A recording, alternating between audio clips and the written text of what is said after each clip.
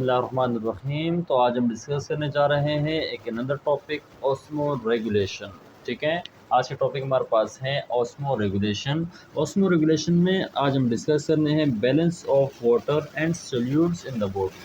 मेरे यहाँ तक एक बॉडी के अंदर वाटर और सोल्यूट्स की कंसंट्रेशन कितनी होनी चाहिए, कैसी होनी चाहिए, ठीक है, इसमें चेंज आता है तो क्या तब्दीली आती है, तो आज हम उसको डिस्कस करने जा रहे हैं। सबसे पहले इसकी डेफिनेशन हम पढ़ते हैं। The movement of water from the region of lower solute concentration, यहाँ पर क्या है, lower solute concentration towards the region of higher concentration, ठीक है, with the semi permeable membrane. यहाँ पर दो तीन चीज़ें यहाँ पर जिक्र कर रहे हैं। एक सोल्यूट कंसंट्रेशन, किस रीजन से, लोअर सोल्यूट कंसंट्रेशन से पानी मूव करेगा हायर सोल्यूट कंसंट्रेशन की तरफ with the semi permeable membrane called osmosis, जिसके बीच में एक मेम्ब्रेन इन्वॉल्व होती है जिसका नाम क्या है, सेमी परमिएबल मेम्ब्रेन। अब सेमी परमिएबल मेम्ब्रेन का मतलब ये है, इसको सेलेक्टिव परमिएबल मेम्ब्रेन भी कहते हैं, ठीक है, डिफरेंट नाम से हम इसको पुकार सकते हैं। नॉर्मली क्या है हमारे पास, प्लाज्मा मेम्ब्रेन है। सेमी परमिएबल मेम्ब्रेन, इसको क्या नाम देते हैं, इसको सेलेक्टिव मेम्ब्रेन भी कह सकते हैं, सही है, ठीक है, ज़रूरत नहीं है हमारे पास क्या है। अब सेमी परमिएबल मेम्ब्रेन, ये सेमी का मतलब होता है आधा, परमिएबल का मतलब होता है परमिशन। यानी सेमी परमिएबल मेम्ब्रेन का मतलब ये है कि आपके पास अगर सेल के लिए कोई चीज़ फ़ायदेमंद है तो उन चीज़ों को अलाव करता है सेल के अंदर, अगर सेल के लिए वो नुकसानदायक है तो उसको क्या करता है, अलाव नहीं करता। यानी सेमी परमिएबल मेम्ब्रेन कुछ चीज़ों को अलाव करती हैं सेल के अंदर या सेल से बाहर जाने के लिए। क्लियर है यहाँ तक। तो सेमी परमिएबल मेम्ब्रेन हमारे पास जो प्लाज्मा मेम्ब्रेन कहलाते हैं, नॉर्मली उसको क्या नाम देते हैं, प्लाज्मा मेम्ब्रेन। तो सबसे पहले ऑस्मो रेगुलेशन हमारे पास होता क्या है। ऑस्मो रेगुलेशन हमारे बॉडी के अंदर सॉल्ट्स और साथ में वाटर की कंसंट्रेशन को मेंटेन रखता है। अगर हमारे बॉडी के अंदर सॉल्ट की कंसंट्रेशन बढ़ जाए या वाटर की कंसंट्रेशन बढ़ जाए या सॉल्ट की कंसंट्रेशन कम हो जाए या पानी की कंसंट्रेशन कम हो जाए, तो इन कंडीशंस के अंदर हमारा जो ऑस्मो रेगुलेशन के एक प्रोसेस है वो अपना एक रोल प्ले करता है इसके अंदर, ठीक है, चीज़ों को मेंटेन रखने के लिए। क्लियर यहाँ तक। तो हम आज डिस्कस करने जा रहे हैं सोल्यूशन के, डिफरेंट टाइप के सोल्यूशन के बारे में डिस्कस करेंगे। जैसे हमारे पास आइसोटोनिक सोल्यूशन है, ठीक है, दूसरा हमारे पास होता है हाइपोटोनिक सोल्यूशन है, ठीक है, इस तरह हमारे पास तीसरा हमारे पास होता है हाइपरटोनिक सोल्यूशन। क्लियर है यहाँ तक। डिफरेंट टाइप के सोल्यूशन आज हम इस वीडियो के अंदर डिस्कस करेंगे। लेकिन सबसे पहले इस टर्म से शुरू करने से पहले हम यहाँ पर डिस्कस करते हैं सोल्यूशन के बारे में कि सोल्यूशन क्या है। ठीक है, देखिए सोल्यूशन दो चीज़ों से मिलकर बनता है। एक हमारे पास होता है सॉल्वेंट, एक क्या कहलाता है, सॉल्वेंट कहलाता है, दूसरा कहलाता है सोल्यूट कहलाता है। क्लियर है, एक सोल्यूट है, दूसरा मेरे पास क्या है, सॉल्वेंट। दोनों के मजमूए को क्या कहते हैं, सोल्यूशन। फर्ज कर आपके पास ये है कि आपके पास ये गिलास आपने लिया, इसके अंदर आपने यहाँ तक पानी लिया, ये आपके पास क्या है, पानी है। आपने इसके अंदर एक चम्मच सॉल्ट डाल दिया, एक चम्मच आपने इसके अंदर क्या डाल दिया, सॉल्ट डाल दिया। अब ये क्या बना, आपके पास बना सोल्यूशन। क्या बना आपके पास, सोल्यूशन। ठीक है, तो यहाँ पर जो पानी आपके पास यहाँ पर मौजूद है यानी वाटर आपके पास होगा सॉल्वेंट। वाटर क्या कहलाएगा, सॉल्वेंट। ये जो सॉल्ट आपके पास मौजूद है, सॉल्ट कहलाएगा सोल्यूट। ठीक है, इट्स मीन दैट कि सोल्यूट की कंसंट्रेशन सॉल्यूशन के अंदर सॉल्वेंट के मुकाबले में कम होता है। ठीक है, यानी सोल्यूट कम मिकदार में डाला जाता है, सॉल्वेंट ज़्यादा मिकदार में डाला जाता है। सोल्यूट खुद हल होता है और सॉल्वेंट हल करवाता है। एक मुहल्लिल कहलाता है, एक मुनहिल कहलाता है। क्लियर है यहाँ तक। तो उम्मीद है आपको सोल्यूशन समझ में आ गया होगा। अभी हम क्या डिस्कस करने जा रहे हैं, अभी हम डिस्कस करने जा रहे हैं फर्स्ट टॉपिक। पहले टाइप का हमारे पास जो सोल्यूशन है वो हमारे पास है आइसोटोनिक सोल्यूशन के बारे में डिस्कस करते हैं। ठीक है, किसके बारे में, आइसोटोनिक सोल्यूशन के बारे में। आइसोटोनिक सोल्यूशन के बारे में डिस्कस करने जा रहे हैं। फर्ज करें कि तो सबसे पहले हम डिस्कस करने जा रहे हैं आइसोटोनिक सॉल्यूशन। ठीक है, पहले हम क्या डिस्कस करते हैं, आइसोटोनिक सॉल्यूशन। आइसो का मतलब होता है सेम। आइसो का मतलब क्या होता है, सेम। ठीक है, आइसोटोनिक का मतलब ये है कि इसमें सोल्यूट की जो कंसंट्रेशन होगी वो बाहर का और अंदर का क्या रहेगा, सेम रहेगा। अब बाहर का और अंदर का मतलब क्या है, हमारे पास दो एनवायरनमेंट है। एक हम ले लेते हैं एक्सटर्नल एनवायरनमेंट, एक हमारे पास क्या है, एक्सटर्नल एनवायरनमेंट है। ठीक है, एक मेरे पास क्या है, इंटरनल एनवायरनमेंट। एक एक्सटर्नल एनवायरनमेंट है, सही है, एक इंटरनल एनवायरनमेंट है। और इन दोनों के दरमियान एक मेम्ब्रेन मौजूद है। क्या मौजूद है, एक मेम्ब्रेन मौजूद है, जो कि कौन सी मेम्ब्रेन है, सेमी परमेबल मेम्ब्रेन। क्या आपके पास, सेमी परमेबल मेम्ब्रेन, या आपके पास क्या है, सेमी परमेबल मेम्ब्रेन। सही है। इंटरनल एनवायरनमेंट और एक्सटर्नल एनवायरनमेंट का मतलब ये है कि ये सेल का एनवायरनमेंट है, आपका जो सेल जहाँ पर मौजूद है उसके एनवायरनमेंट है, और ये सेल के बाहर का एनवायरनमेंट है, जिसको हम एक्सटर्नल एनवायरनमेंट का नाम देते हैं। फ़र्ज़ करें क्या बस यहाँ पर जो सेल है, ठीक है, इसके अंदर जो सोल्यूट्स की कंसंट्रेशन है वो इतनी है, ले रहे हैं यहाँ तक। फिर एक आपका एक्सटर्नल एनवायरनमेंट है जहाँ पर सोल्यूट्स की कंसंट्रेशन कितनी है, इतनी है। मतलब बाहर का और अंदर का जो सोल्यूट की कंसंट्रेशन है वो दोनों क्या है, सेम है। फर्स्ट यहाँ पर 7 मॉलिक्यूल है, यहाँ पर क्या है, 7 मॉलिक्यूल है। यानी सोल्यूट की यहाँ पर जो कंसंट्रेशन है वो मेम्ब्रेन के बाहर और मेम्ब्रेन के अंदर दोनों क्या है, इक्वल हैं, बराबर हैं। तो ऐसे सोल्यूशन को हम क्या नाम देते हैं, आइसोटोनिक सोल्यूशन। क्लियर है यहाँ तक। तो इनके दरमियान जो मेम्ब्रेन मौजूद होती है वो कौन सी मेम्ब्रेन है, सेमी परमेबल मेम्ब्रेन। यानी ऐसी मेम्ब्रेन होती है जहाँ से ये मूव कर सकता है सेल के बाहर और सेल के अंदर। सेल के अंदर भी मूव कर सकता है, सेल के बाहर भी मूव कर सकता है। जैसे कि फ़र्ज़ करें एक शख्स को डायरिया है, एक शख्स को क्या है, डायरिया है, मोशन हो गया उसको, उसमें से पानी तकरीबन जिस्म से, यानी डिहाइड्रेशन का प्रोसेस हुआ, जिस्म से पानी बाहर निकल गया। अब वो डॉक्टर के पास जाता है तो डॉक्टर क्या करता है, इसको एक ड्रिप चढ़ाता है, इसका नाम क्या है, सोडियम क्लोराइड का। सही है। लेकिन इसकी कंसंट्रेशन कितनी होती है, उस पर लिखा होता है 0.9% NaCl चढ़ाता है। जो ग्लूकोज चढ़ाता है उसका क्या है, 0.9% सोडियम क्लोराइड। अगर आपको इत्तेफाक हुआ है तो आप लोग देख भी सकते हैं वो ये सोल्यूशन क्यों चढ़ाता है। हालांकि 0.9 है तो 1 या 2% का होना चाहिए था, या 0.5% का होना चाहिए था। ये 0.9% ही क्यों चढ़ाते हैं, ग्लूकोज या ड्रिप क्यों लगाते हैं, उसकी वजह ये है कि ये कौन सा सोल्यूशन कहलाता है, ये आइसोटोनिक होता है। कौन सा सोल्यूशन है, आइसोटोनिक सोल्यूशन है।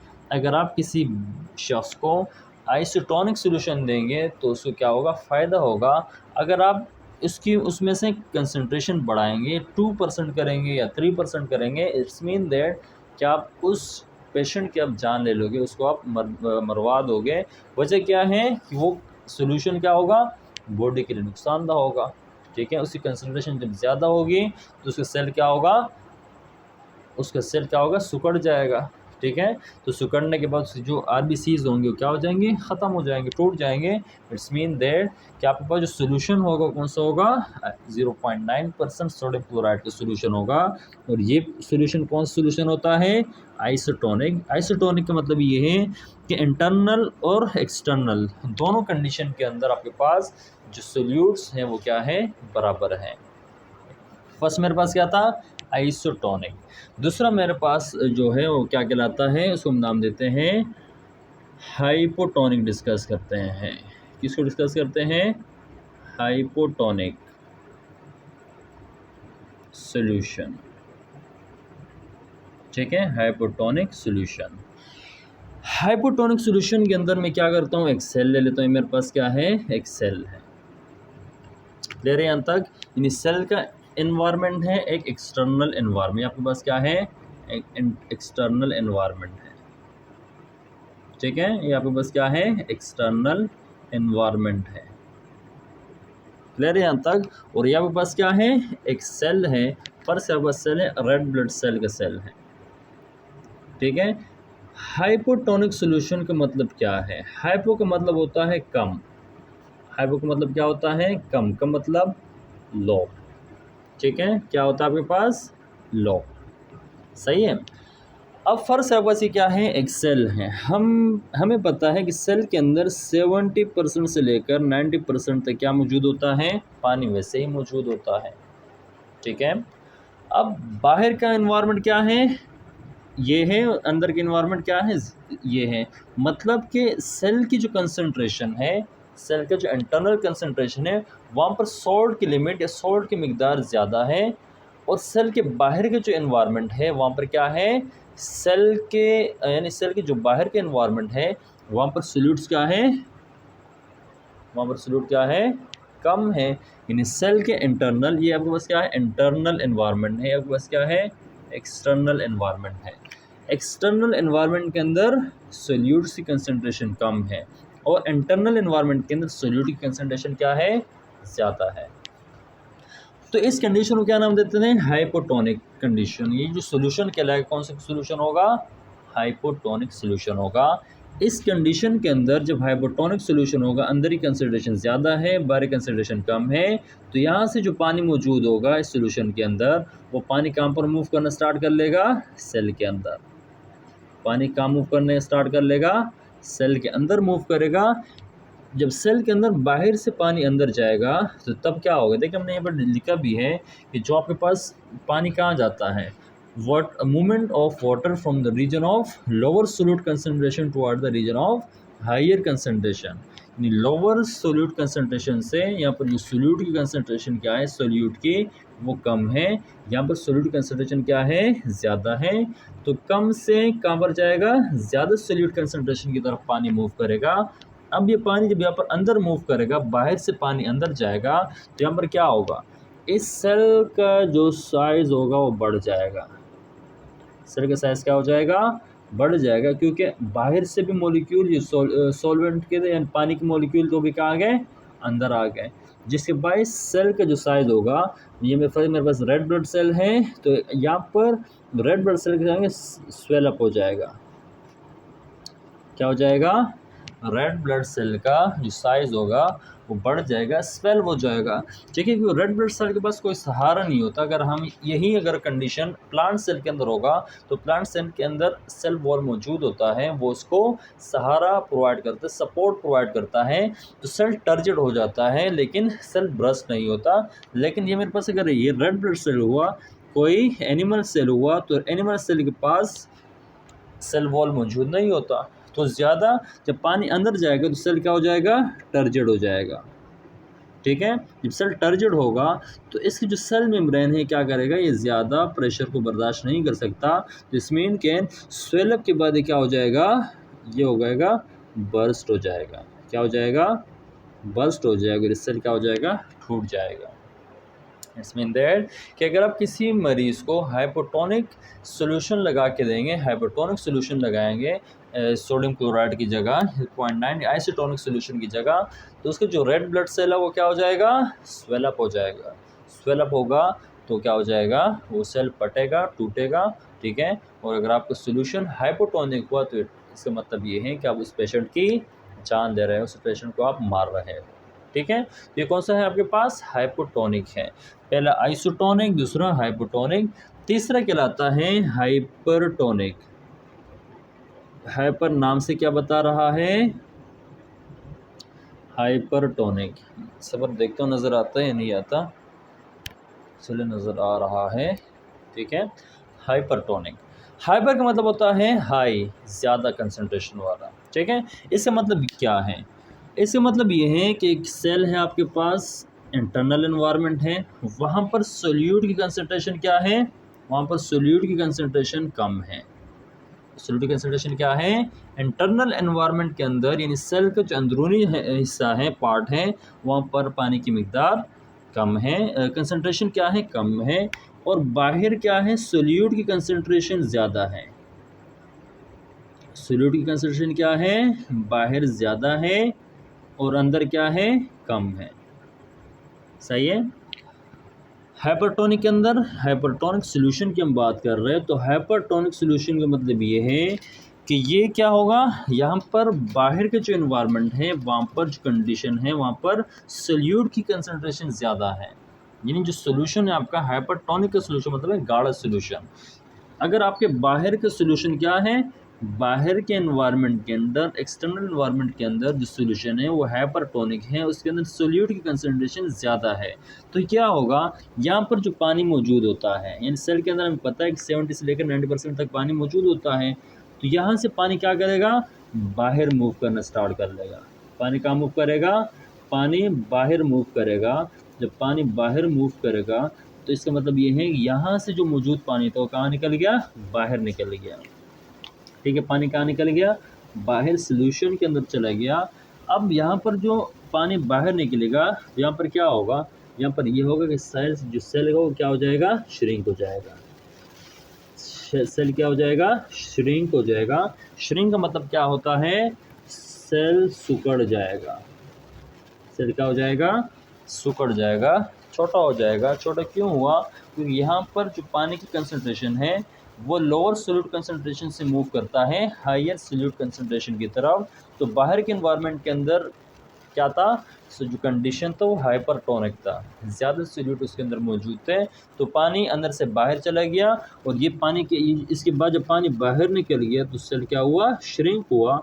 ठीक है, मतलब पानी जब निकल गया वो सिकुड़ गया। सिकुड़ कर उसकी क्या होगा, जो फिजिकल या केमिकल एक्टिविटीज़ होती हैं वो रुक जाती हैं, और सेल क्या हो जाता है, श्रिंक हो जाता है। श्रिंक मीन कि वो ब्रस्ट हो जाता है। ठीक है, क्या हो जाता है, ब्रस्ट हो जाता है। तो इस कंडीशन, ये कंडीशन क्या कहलाती हैं, इस कंडीशन को देते हैं एक्स ऑस्मोसिस। इसको क्या नाम देंगे, एक्स ऑस्मोसिस। इसको पानी अंदर आ रहा है तो इसका क्या नाम देंगे, एंडोस्मोसिस।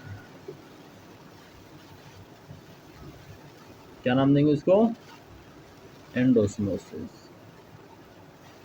ठीक है, ऐसे एक पानी अंदर आ रहा है, दूसरे से पानी बाहर जा रहा है, तो बाहर का मतलब क्या है, एक्सोस्मोसिस। क्लियर है यहाँ तक। तो 3 किस्म के सोल्यूशन हमने डिस्कस किए। अगर आप किसी मरीज़ को, डायरिया के पेशेंट को हाइपोटोनिक सोल्यूशन देंगे तो उसका सेल क्या हो जाएगा, टर्चुट हो जाएगा, और एक वक्त आएगा वो क्या हो जाएगा, फट जाएगा। दूसरा ये कि अगर आप हाइपोटोनिक सोल्यूशन प्रोवाइड करेंगे तो उसका सेल क्या हो जाएगा, श्रिंक हो जाएगा। दोनों कंडीशन के अंदर रेड ब्लड सेल्स क्या होंगे, डेड होंगे, मरेंगे। ठीक है, तबाह होंगे। तो इन तीनों कंडीशन के अंदर आपके पास पेशेंट की जान जाएगी, दोनों कंडीशन के अंदर। सॉरी, इस कंडीशन के अंदर आपके पास क्या है, 0.9% सोडियम क्लोराइड है। इट्स मीन दैट कि आपके पास क्या है, ये आपके पास है आइसोटोनिक। ठीक है, इसके अंदर बाहर के एनवायरनमेंट के अंदर सोल्यूट्स और अंदर के एनवायरनमेंट के अंदर सोल्यूट्स की मिकदार, ये कंसनट्रेशन क्या होती है, बराबर होती है। ठीक है, उम्मीद यहाँ तक आपको समझ आ गया होगा। अब एक टर्म हम आगे डिस्कस करेंगे, वाटर प्रेशर। क्या डिस्कस करते हैं हम, वाटर प्रेशर को डिस्कस करते हैं। उम्मीद है आपको ये समझ में आया होगा। ठीक है, अभी हमें एक छोटा सा टॉपिक रहता है, इसमें से आपको मज़ीद समझ में आएगा कि हमारे पास, ठीक है, उससे यानी छोटा सा टॉपिक है, 1-2 मिनट का होगा, उससे आपको समझ में आएगा। ठीक है,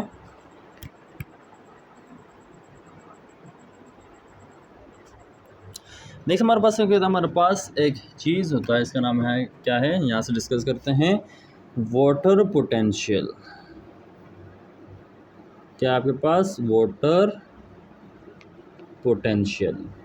ठीक है, वाटर पोटेंशियल मतलब मैं ये मेरे पास क्या है, एक सिलेंडर है, इसको एक बीकर ले लीजिए। मेरे पास क्या है, एक बीकर है।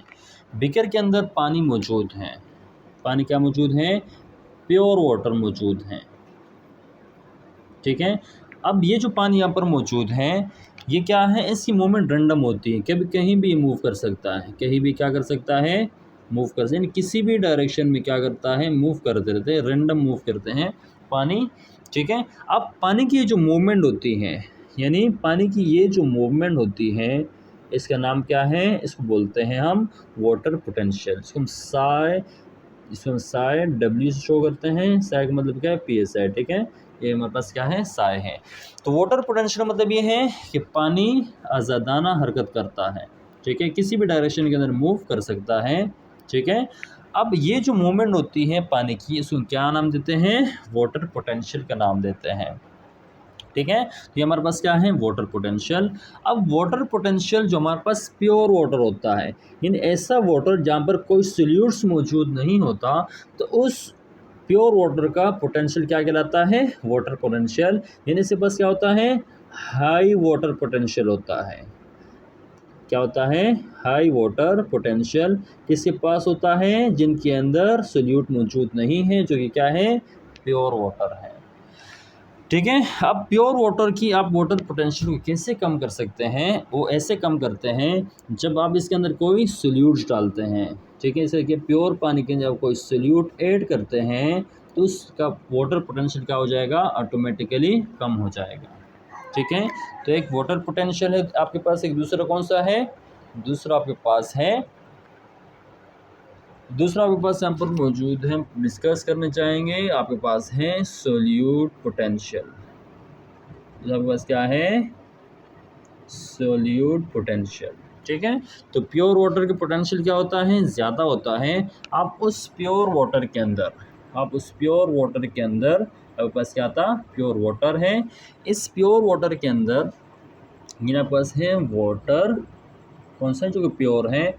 आपने उसके अंदर कोई सोल्यूट्स ऐड कर लिए, कोई क्या कर लिए? सोल्यूट्स ऐड कर लिए। ठीक है, क्या ऐड कर लिए? सोल्यूट्स ऐड कर लिए। इसको हम साई एस से शो करते हैं। ठीक है, तो इसके अंदर जो आपके पास वाटर के अंदर अगर आपने उस एक प्योर वाटर आपके पास मौजूद था, जिसकी वाटर पोटेंशियल ज़्यादा थी, हाई वाटर पोटेंशियल था, आपने उसके अंदर कुछ सोल्यूट्स ऐड किए। ठीक है, क्या ऐड किए? कुछ सोल्यूट्स ऐड किए। इसके बाद से जो क्या होगा? Water potential become decrease. क्या हुआ? Become decrease. ठीक है, एक प्योर वाटर था, उसका पोटेंशियल ज़्यादा था। जब आपने उसके अंदर सोल्यूट्स ऐड किए, कोई सॉल्ट इसके अंदर जमा के ऐड किया, ठीक है, अब ये क्या बना? एक सोल्यूशन बना। इससे वाटर पोटेंशियल अब क्या हुआ? कम हुआ। ठीक है, यानी वाटर पोटेंशियल किसे कहते हैं? जब सेल के अंदर या बॉडी के अंदर पानी की कमी होती है, तो उस पानी की कमी को हम क्या नाम देते हैं? वाटर पोटेंशियल का नाम देते हैं। ठीक है, तीसरे क्या होता है? Pressure potential.